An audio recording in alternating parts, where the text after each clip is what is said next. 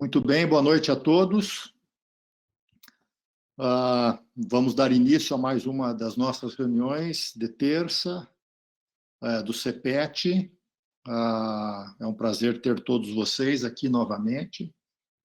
Na semana passada nós tivemos um contratempo, não tivemos a reunião, então estamos voltando depois de 2 semanas. E com um tema super importante. Então, hoje nós vamos estudar um pouco de insuficiência renal, de lesão renal aguda, em especial lesão renal aguda dentro da UTI. E na reunião de fundo, a nossa reunião principal, a nossa reunião magna, nós vamos ter a aula do Dr. Caio Pelizari, que coordena as enfermarias e o transplante renal lá na Santa Casa. Eu estou vendo que o Caio já está aí. Tudo bem, Caio? Tudo bem, boa noite. Boa noite a todos. Boa noite, obrigado por estar presente já antes. Eu vou fazer uma apresentação oficial tua, porque a gente geralmente separa essas duas reuniões de uma forma separada. E a tua reunião depois vai ficar gravada no nosso site. Mas, de qualquer forma, obrigado por ter entrado mais cedo e vai ser bom porque assim você comenta os 2 artigos que vão ser apresentados inicialmente. Nós geralmente selecionamos essa hora anterior à nossa reunião magna para poder estimular um pouco os residentes a estudarem um pouco o assunto da aula de fundo e estarem melhor preparados para a reunião principal depois. Como você vai fazer uma apresentação, basicamente é uma revisão de lesão renal aguda, eu escolhi alguns temas que me pareceram importantes de serem revisados pelos residentes. São 2 artigos pequenos. A Ana vai falar um pouco de biomarcadores, né, Ana? De um artigo publicado recentemente por um grupo coreano na medicina. Isso vai servir de alguma forma para que a gente possa entender um pouco, eventualmente, de como utilizar ou de como pensar nos biomarcadores na lesão renal aguda. Um assunto que nos últimos 10, 15 anos, se não mais, nós estamos ansiosos para que, de alguma forma, alguma coisa apareça que possa nos ajudar a identificar a lesão renal aguda mais cedo do que aquele fenótipo que a gente habitualmente identifica dentro da UTI, utilizando os estágios do cardíaco. E depois a Dalie vai falar um pouquinho das repercussões do estudo PREV-AKI, um estudo importante, já publicado há 2, 3 anos, na Intensive Care Medicine. E vamos ver um pouquinho disso que a gente pode fazer na beira do leito para poder fazer prevenção de lesão renal aguda, principalmente nos doentes em pós-operatório de grandes cirurgias. Muito bem. Acho que estamos preparados, Ana. Estamos em suas mãos. Então, tá bom. O áudio tá bom? Só para eu saber. A gente testou antes, mas só para ter certeza. Estamos te ouvindo bem. Então, tá. Então, eu sou a Ana Carolina, sou R4, agora de terapia intensiva do CEPET. E, como o doutor Álvaro já falou, a gente vai falar um pouco sobre lesão renal aguda, ou injúria renal aguda, com uma ênfase um pouco nos biomarcadores para diagnósticos e manejo. Então, esse é o artigo que foi proposto para hoje, tá? É um artigo coreano, como já foi falado também, de 4 autores, 4 escritores que também são coreanos. É um artigo de revisão. Então, só introduzindo um pouquinho, a lesão renal aguda, ela é presente em mais ou menos entre 5% a 7% dos pacientes hospitalizados, sendo que nos pacientes críticos, eles podem estar presentes até em 50% a 60% dos pacientes. Então, na nossa rotina, né, ele é bem comum, e a gente presencia bastante isso mesmo. Então, essa revisão, ela foi feita através de pesquisa na internet mesmo, então, na literatura só publicada, os ensaios não publicados, eles foram excluídos do artigo. Foi pesquisado entre 2005 até 2022, através do PubMed, através da Scopus, da Medline e da Medical Trials, também para a gente saber mais ou menos o que estava acontecendo no momento. Foi selecionado 160 artigos que foram revisados. Entre eles, só entraram na revisão aqueles ensaios clínicos randomizados, meta-análise ou revisão sistemática, sempre em pacientes adultos. Não entrou nenhum paciente pediátrico em nenhum momento.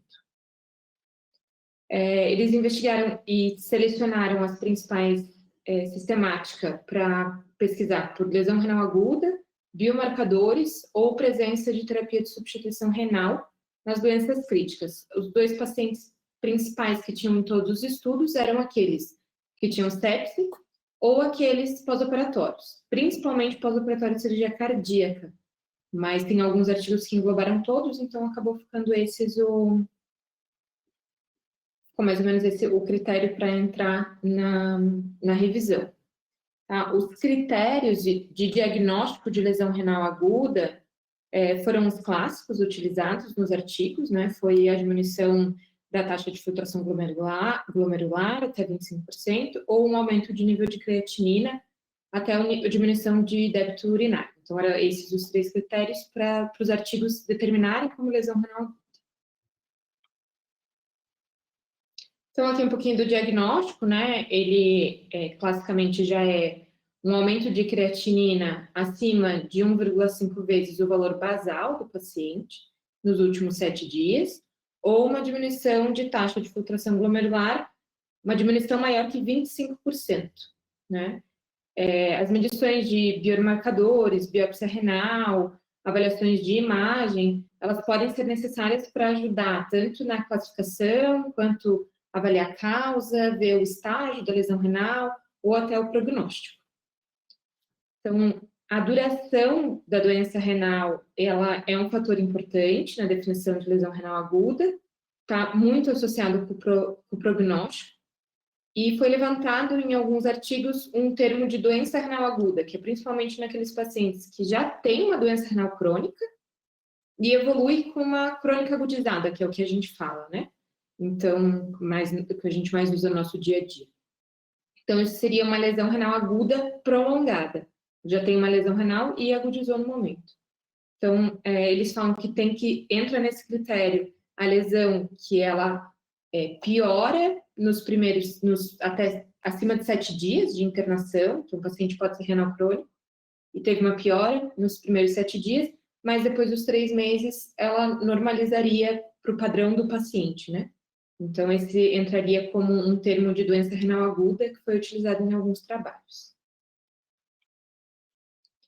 Então, entrando um pouquinho na parte de diagnóstico, né, e de biomarcadores, que é principalmente o foco do artigo. Então, ele pegou muito as recomendações ali da Conferência do Consenso, ali da Iniciativa de Qualidade de Doenças. Então, que coloca que principalmente existiam 3 tipos de marcadores, que são os que estão aqui em cima, né? Os marcadores de estresse, os marcadores de dano e os marcadores de alteração funcional. Então, o marcador de estresse, ele reflete principalmente o estresse celular, pode ser resolvido ou agravado depois. Os de dano indicam um dano estrutural renal, que pode ou não também resultar numa redução da função renal. Os marcadores funcionais, eles correlacionam principalmente com a filtração glomerular. E a presença desses 3 juntos, ou pelo menos avaliar 2 ou 3 de outros jeitos, né? Tipo, um de estresse, um de marcador de dano, ele aumenta a nossa sensibilidade de avaliar uma lesão renal aguda antes mesmo dos fatores clássicos, que são débito urinário, ou alteração de creatinina, ou uma alteração de taxa de filtração glomerular. Então, esse é o principal foco da gente pensar no biomarcador. Então, mais para frente a gente vai falar um pouco, mas tem alguns biomarcadores que podem, caso eles estejam alterados, podem nos dar uma margem de uns 3 dias antes da creatinina alterar. Então, seria bem interessante, até para aqueles pacientes que a gente não sabe ainda se vai entrar em terapia de substituição renal ou não. Eu vou falar um pouquinho só dos biomarcadores, eles ainda não estão na rotina médica, mas para a gente saber a existência deles, porque provavelmente no futuro ele vai entrar bem na nossa rotina.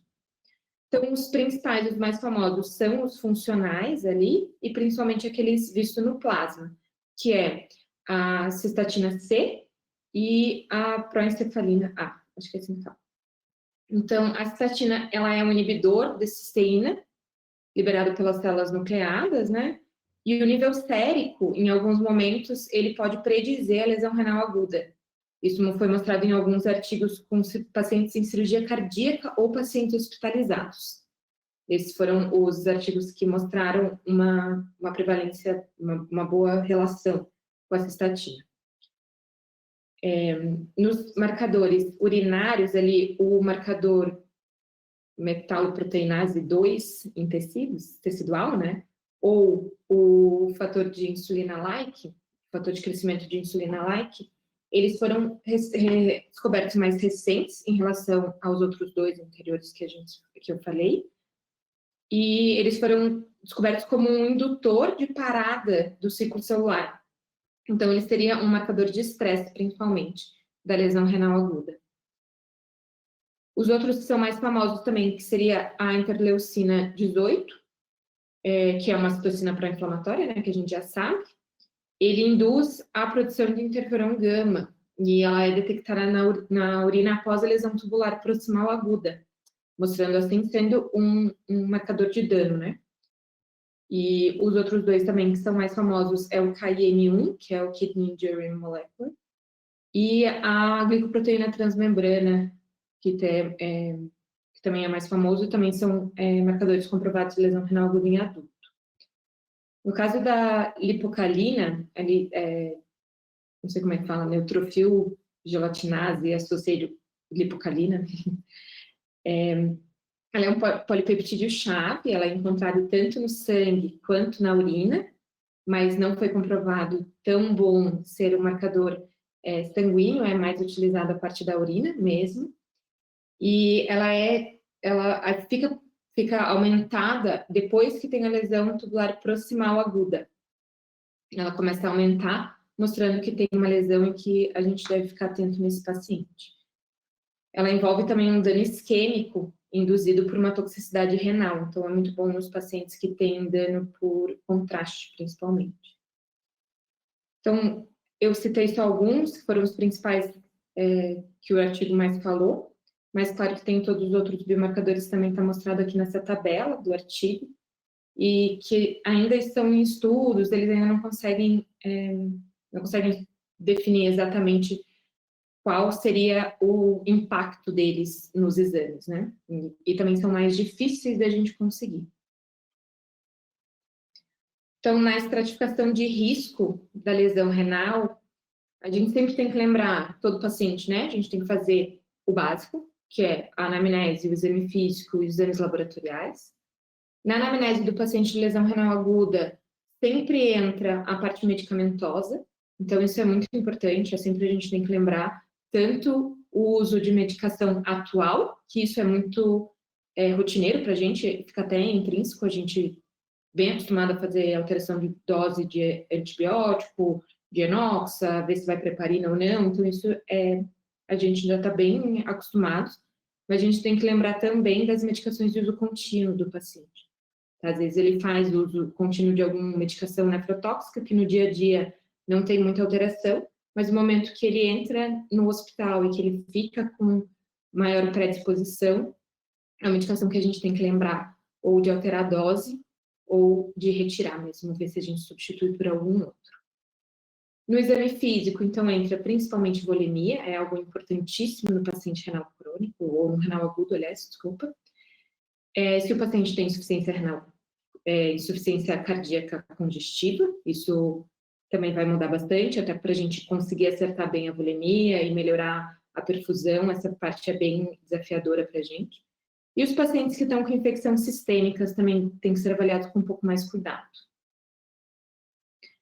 A biópsia renal, ela é feita principalmente para identificar a causa intrínseca da lesão renal aguda, normalmente naqueles pacientes que não melhoram, ou aqueles que têm uma proteinúria mais acentuada ou uma hematúria mais acentuada durante a internação com causa desconhecida, causa que a gente não sabe dizer exatamente por que isso está acontecendo.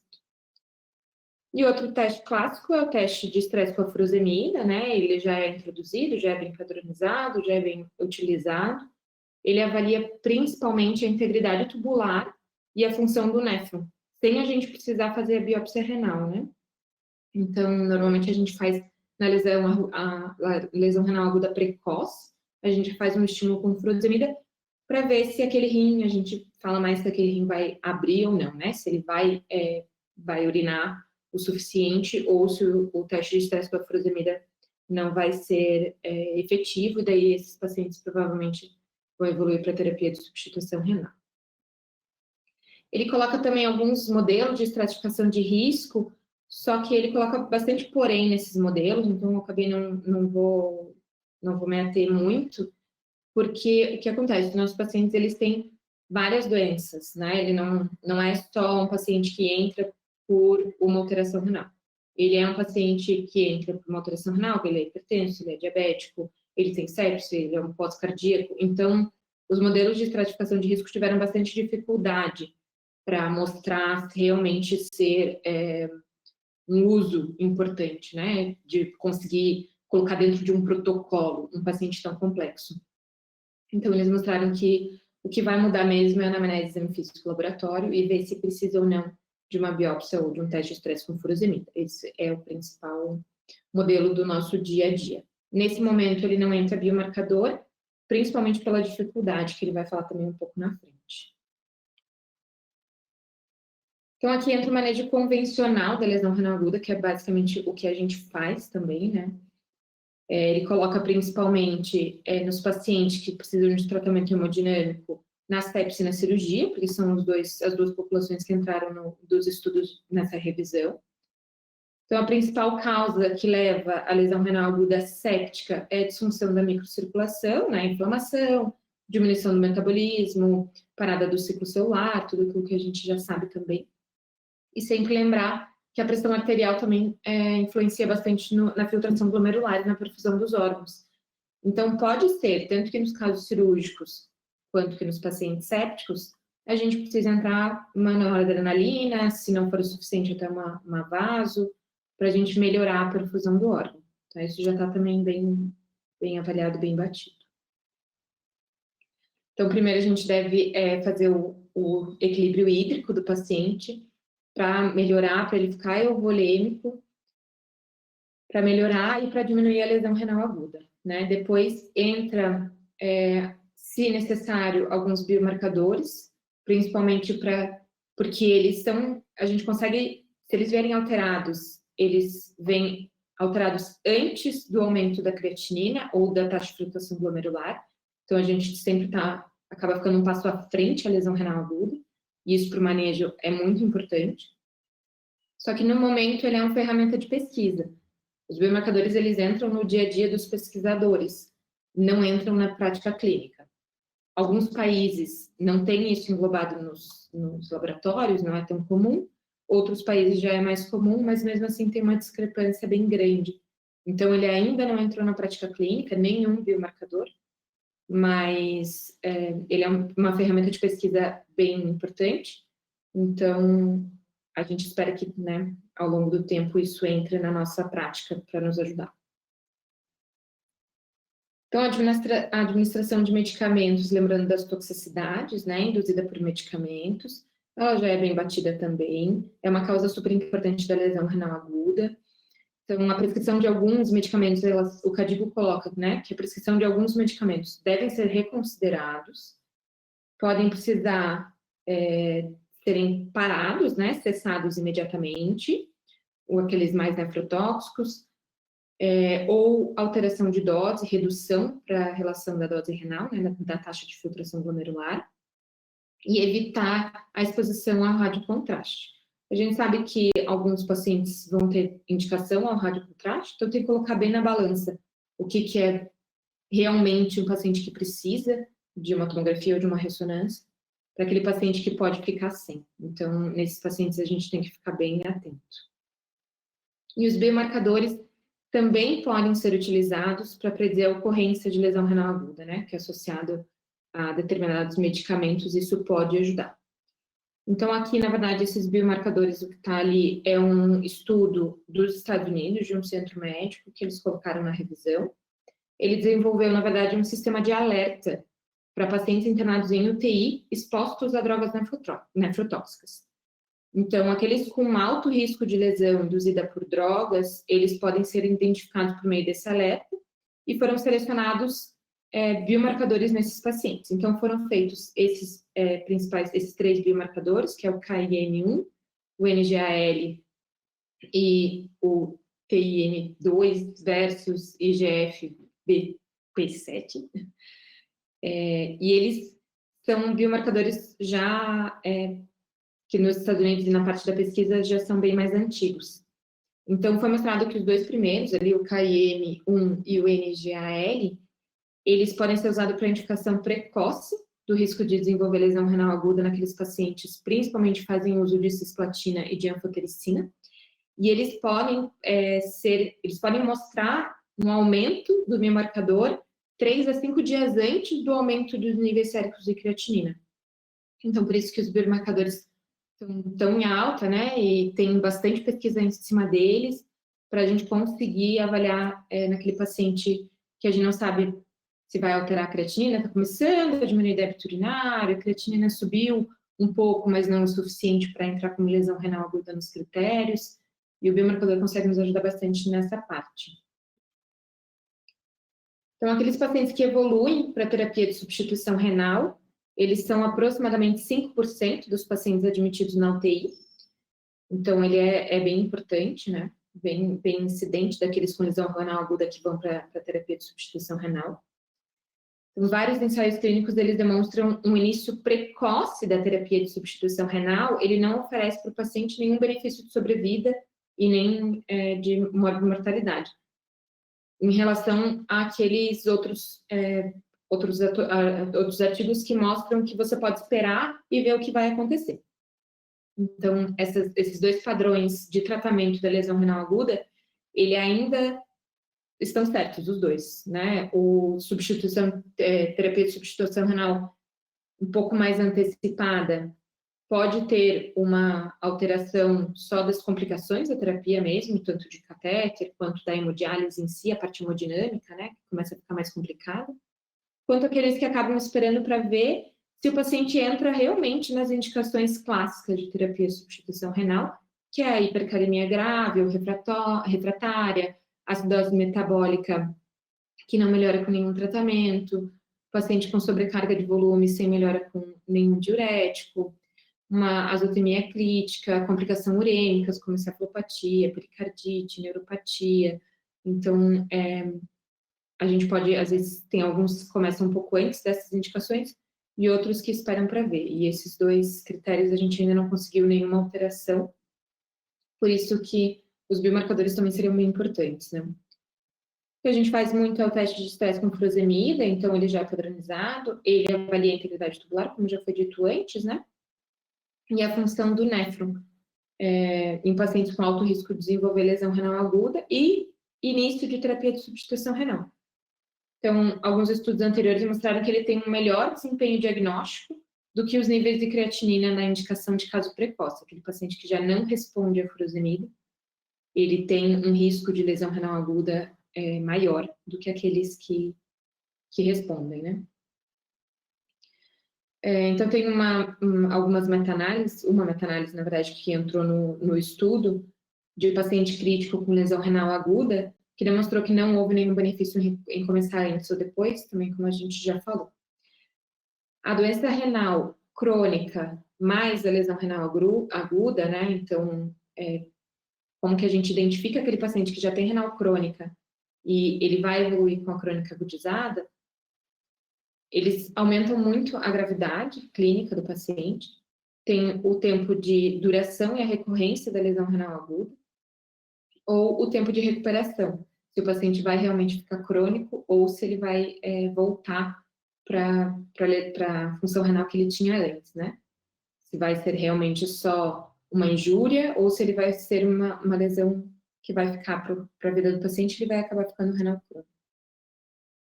Isso serve tanto para o que já é crônico, para o que não é, do que não é ainda, né? Se, por exemplo, nem todo paciente renal crônico ainda já está em terapia de substituição renal. Alguns já são renal crônicos e não estão em terapia de substituição renal. Então, isso vai definir se ele vai para terapia após a alta hospitalar ou não. Então, são esses critérios que a gente utilizaria para conseguir prever, quem sabe já agilizar algum tratamento pós-operatório, alguma coisa assim, pós-operatório não, pós-hospitalar do paciente, ou alguma coisa assim.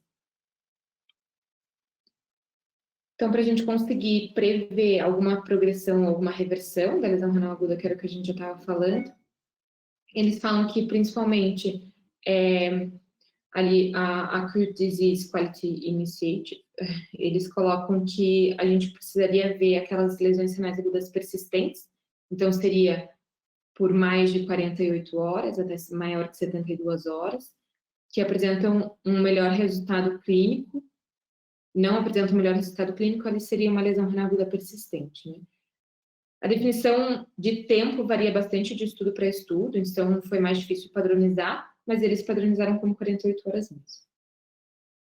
Os biomarcadores entram como facilitadores da previsão de reversão de injúria renal aguda ou lesão renal aguda. E teve um grande estudo de corte que usou o ligante 14, que é esse primeiro na tabela ali, o CC Modif Chemokine ligante 14 ali. Ele é um marcador urinário e ele foi maior, ele estava elevado em pacientes criticamente enfermos com lesão renal aguda e mostrando que ela poderia ser persistente. Um aumento do fator de crescimento de hepatócito urinário, que é aquele segundo na tabela ali, eles foram associados à gravidade da doença. Então, o nível dele diminuiu para um valor basal em pacientes que se recuperaram de lesão renal aguda. Então, ele mostra principalmente o nível de gravidade, né? Está mais aumentado nos pacientes que estão mais graves. E um aumento do nível de peptídeo 1, que é o último que está ali na tabela, o monócito de chemoattractant peptídeo 1, foi relacionado com a progressão da lesão renal aguda e principalmente uma maior mortalidade nos pacientes após a cirurgia cardíaca, que foi o artigo que eles selecionaram para isso, né? Então, semelhante aos biomarcadores para diagnóstico e tratamento de lesão renal aguda, eles viram que quando a gente usa combinado com outros tipos de biomarcadores, principalmente o KIM1 e o NGAL, que são os dois mais clássicos, você tem estatisticamente um maior significado e uma maior previsão de progressão e reversão de lesão renal aguda. Então, é importante a gente utilizar mais de um biomarcador para a gente ter uma maior certeza e uma maior eficiência nas nossas medidas clínicas. Então, o artigo termina principalmente mostrando as suas limitações, depois as suas conclusões. Então, as limitações foi o que eu já citei bastante durante a apresentação. Então, as evidências são insuficientes, né, para recomendar o uso prático de novos biomarcadores para o estadiamento da doença renal aguda. A integração de novos biomarcadores na prática clínica por novas pesquisas, então, ela é limitada por alguns países, né? Então, alguns são mais comuns nos Estados Unidos, outros são mais comuns no Japão, outros são mais comuns na Europa. Acaba que a gente não consegue fazer uma coisa universal para ficar todo mundo falando a mesma língua. Isso dificulta bastante não ter um padrão laboratorial em todos os países, principalmente por causa dos artigos.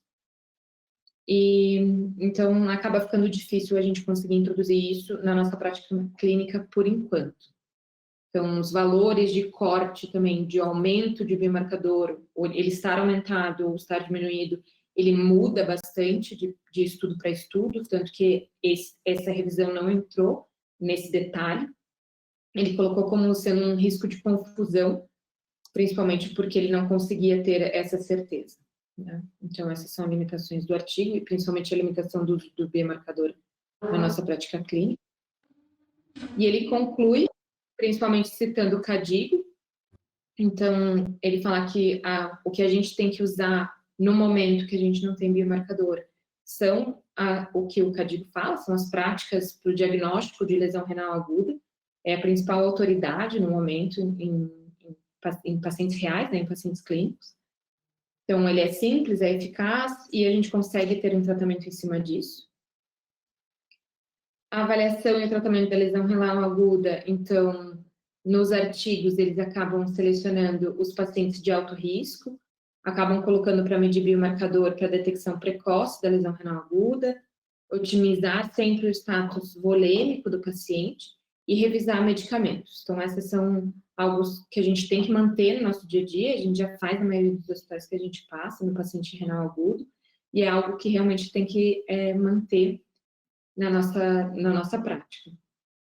Então, a dificuldade de aplicar ferramentas e aplicar protocolos, a dificuldade de colocar um protocolo para terapia de substituição renal aguda ou para tratamento da lesão renal aguda antes da gente ter os critérios do KDIGO, comparando com aqueles outros médicos que preferem a técnica do esperar um pouco para ver o que vai acontecer, não mostra nenhuma diferença importante nos artigos dessa revisão. Então, às vezes seria mais interessante se você só tiver a clínica, esperar para ver, e se você tiver um biomarcador para ajudar nesse momento, talvez você consiga ficar com um solo um pouco mais firme para você conseguir fazer suas medidas terapêuticas. Ele conclui falando que mais estudos são necessários para chegar a um consenso sobre o manejo da lesão renal aguda, guiado por biomarcadores, principalmente porque a gente acaba não tendo o que é realmente um biomarcador elevado, a gente acaba não tendo um laboratório, e fica muito difícil a gente tentar colocar o biomarcador no nosso dia a dia se a gente não tem os critérios exatos. Então, no momento, a gente fica com a clínica, a gente fica com o que a gente já sabe, a gente fazer tudo que a gente já leu e já viu bem certinho, é o que a gente vai ter para agora, mas talvez futuramente a gente entre com os biomarcadores para nos ajudar e a gente consiga acertar mais ainda no tratamento desses pacientes. E é isso. Muito bem, Ana. Muito legal a tua apresentação. O artigo é relativamente árido, mas para aqueles que não sabem, né, a Ana foi cirurgiã e transplantadora de rins durante muitos anos, até resolver mudar a sua vida e vir para a terapia intensiva, né, Ana? Melhorar a vida, doutor. Não é só mudar. Completamente, né? Não só profissionalmente, mas também estilo de vida. Muito bem. Eu acho que eu distribuí para vocês uma revisão publicada no Intensive Care Medicine, no Green Journal da Sociedade Europeia em dezembro do ano passado. Então, é bastante recente, sobre lesão renal aguda, especificamente dentro da UTI. Estimulo vocês a estudarem, a lerem esse artigo. Aqueles que já leram vão ter uma ideia bastante melhor de todas as apresentações que vão ser feitas hoje. Enfim, quando vocês aplicam, eu acho que insuficiência renal, lesão renal dentro da UTI tá muito estereotipada. A gente tem abordado isso de uma forma muito simplista. Talvez a reunião de hoje possa servir para que a gente possa fazer essas identificações de uma forma mais personalizada, né? Quando a gente aplica o KDIGO dentro da unidade de terapia intensiva para poder identificar os doentes que têm lesão, têm insuficiência renal, nós estamos avaliando basicamente creatinina e débito urinário. Então, o que a gente está avaliando, fundamentalmente, é a função do rim. Toda essa ansiedade, esse desejo de que, em algum momento, a gente possa identificar biomarcadores de lesão renal é sempre com o intuito, principalmente dentro da UTI, de que a gente possa identificar um doente que já tem lesão renal mas ainda não desenvolveu nenhuma diminuição do débito urinário e nenhuma elevação da creatinina, ou seja, não tem disfunção renal identificada ainda, mas já tem lesão renal e que, de alguma forma, a gente possa dar mais atenção ou que a gente possa ter alguma abordagem de intervenção que possa melhorar o prognóstico desses doentes. Né? Grosso modo, os doentes críticos desenvolvem lesão renal em aproximadamente metade das vezes, dependendo das cortes, dos riscos. 1/3 dos doentes até 2/3 dos doentes acabam desenvolvendo lesão renal, pelo menos um CADIGO 1, eventualmente CADIGO 2, CADIGO 3. A mortalidade basicamente duplica quando esses doentes desenvolvem lesão renal, então ela não é uma coisa para se brincar. Né? Então, todo esse desejo de identificar a lesão renal aguda mais cedo, antes do desenvolvimento da disfunção, acho que ele é uma necessidade que a gente tem dentro dos doentes críticos e nós estamos ansiosos para que logo, logo a gente possa ter o N-gal, a cistatina C ou qualquer outro marcador que possa identificar isso de uma forma mais precoce e que possa ter uma intervenção ligada a isso.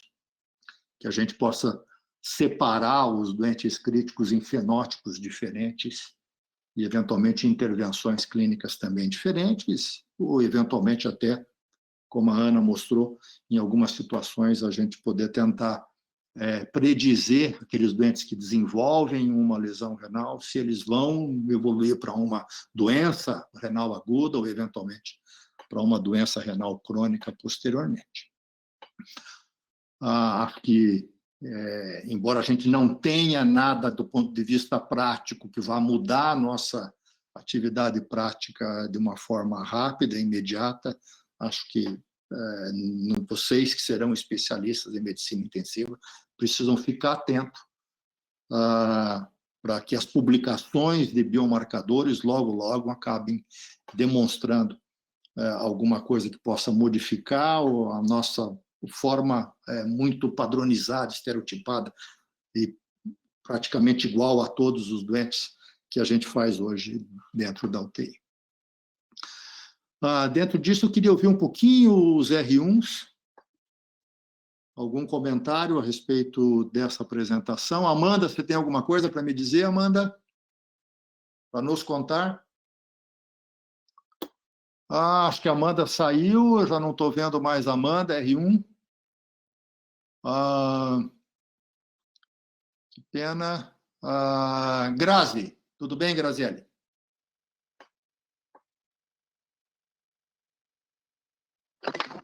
Oi, doutor, tudo bem? Comentário, alguma pergunta?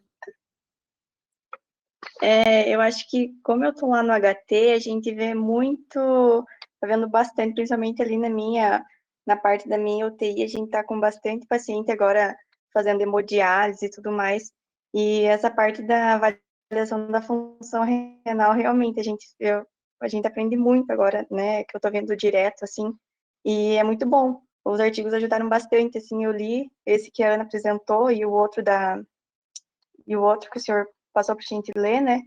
E já dá para a gente ter uma ideia, assim, claro que aos poucos a gente vai aprendendo muito mais, né? Mas já ajuda bastante a gente ter uma ideia. Acho que logo, logo isso vai se tornar uma rotina na prática clínica, assim que a gente identificar situações clínicas em que os biomarcadores possam nos ajudar, né? Isso, o doente que desenvolve insuficiência renal, lesão renal, ele se torna um doente caro dentro da UTI. Acho que isso vai se tornar facilmente, economicamente viável e desde que haja uma mudança significativa no prognóstico desses doentes, custo deverá ser uma coisa, uma variável menor nisso, a partir da hora que isso se tornar uma rotina na prática clínica. Muito bem, antes da gente passar para o próximo, Caio, você queria fazer algum comentário, por favor, Caio? Tudo bem? Tudo certo. Eu vou comentar um pouquinho dos biomarcadores também. Lá na tua apresentação depois, Mas, né? e daí a gente tem mais algumas coisas para para discutir, acho que entra muito bem nessa questão que foi levantado, né? Será que é uma coisa custo-efetiva? Para quem que a gente faz? Né? Então, isso a gente comenta um pouquinho na revisão que eu fiz, e daí depois a gente consegue responder essas perguntas aí. Mas essas são as indagações que a gente tem, né? O que utilizar, para quem utilizar, quando utilizar, né? Então, essas são respostas que eu acho que a gente vai ter em breve.